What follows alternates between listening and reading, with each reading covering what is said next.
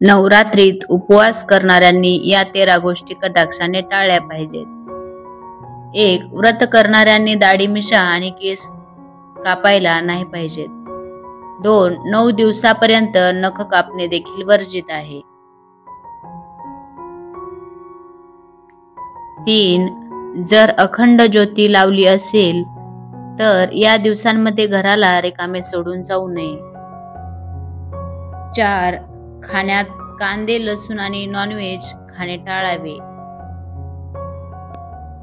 5. 9 दिवसांचा उपवास ठेवणाऱ्यांनी अस्वच्छ कपडे आणि न धुतलेले कपडे नाही परिधान करायला पाहिजे. 6. व्रत ठेवणाऱ्या लोकांना बेल्ट, चप्पल, जोडे, बॅग सारखे चामड्याच्या वस्तूंचा वापर नाही करायला पाहिजे. 7. व्रत ठेवणाऱ्यांनी 9 दिवस लिंबू कापला नाही पाहिजे. 8. उपवासात 9 दिवसांपर्यंत भोजनात अनाज आणि मिठाचे सेवन करू नये.